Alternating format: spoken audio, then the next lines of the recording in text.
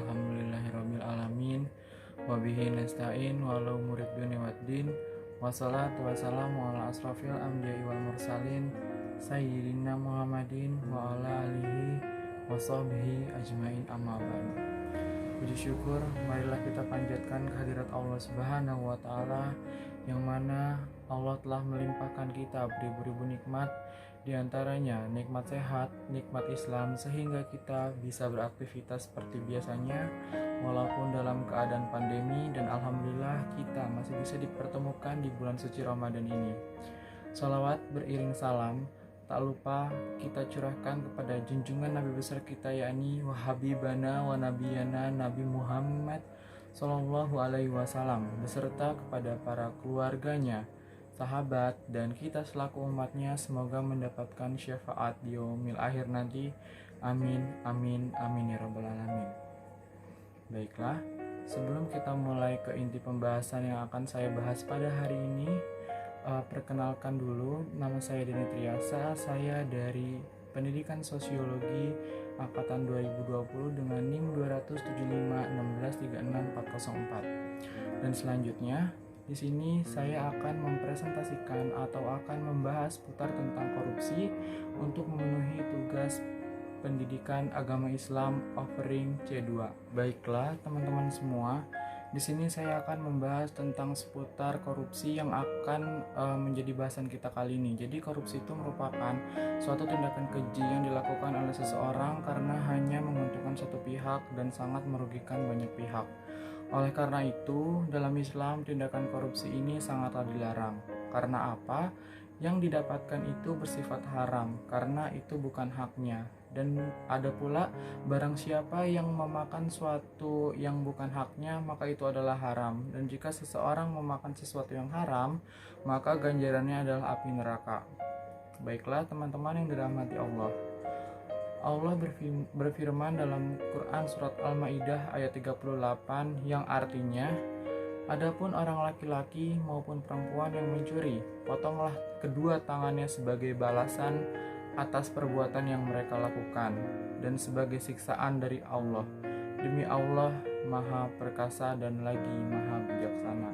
Dan dalam surat An-Nisa ayat 29 juga menyebutkan, wahai orang-orang yang beriman, janganlah kamu saling memakan harta sesamamu dengan jalan yang batil atau tidak benar, kecuali dalam perdagangan yang berlaku atas dasar suka sama di antara kamu. Dan janganlah kamu membunuh dirimu, sungguh Allah Maha Penyayang kepada kamu. Dengan demikian, dari ayat yang disampaikan di atas, korupsi ini memiliki banyak bentuk, diantaranya adalah suap, penggelapan, gratifikasi, pencurian, kecurangan. Dengan demikian, hal ini bisa disebabkan oleh adanya dua faktor penyebab, yaitu faktor internal dan juga faktor eksternal. Teman-teman yang dirahmati Allah Subhanahu wa taala, beralih ke faktor internal penyebab korupsi. Internal ini artinya adalah tindakan korupsi yang berasal dari dalam. Hal ini menunjukkan bahwa korupsi dari faktor internal disebabkan oleh mereka yang terlalu cinta terhadap harta mereka, yang maknanya adalah mereka selalu mencari harta tanpa memikirkan akhirat. Sikap tamak dan serakah, sikap konsumtif dan hedonis, hal ini biasa disebut dengan seseorang yang selalu berfoya-foya. Terus kekurangnya pemahaman agama yang dangkal dan hilangnya nilai kejujuran. Dalam demikian, faktor penyebab internal terjadinya korupsi yang pertama di sini adalah mereka yang selalu menghambur-hamburkan uang. Dan selanjutnya faktor eksternal adalah dapat dikatakan bahwa penyebab korupsi yang dipicu dari luar diri seorang individu. Jadi korupsi ini biasanya didasari oleh memanfaatkan kesempatan dalam kesempitan. Adapun penyebabnya adalah adanya kesempatan sistem yang rapuh tanpa pengawasan yang ketat. Dan selanjutnya lalu ada faktor kebiasaan dan kebersamaan. Jadi maksudnya adalah mereka yang sudah biasa melakukan korupsi secara bersama-sama.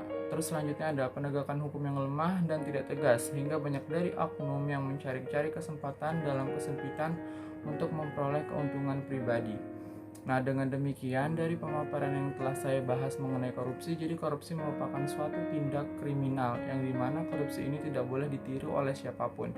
Karena kita sebagai Islam, kita harus mencari yang namanya rezeki itu secara halal, tidak dengan yang namanya korupsi. Karena korupsi ini adalah satu tindakan yang balasan di akhirat itu adalah api neraka. Baiklah, mungkin hanya ini yang dapat saya sampaikan, kurang lebihnya mohon maaf. Wabillahi taufiq wal hidayah. Wassalamualaikum warahmatullahi wabarakatuh.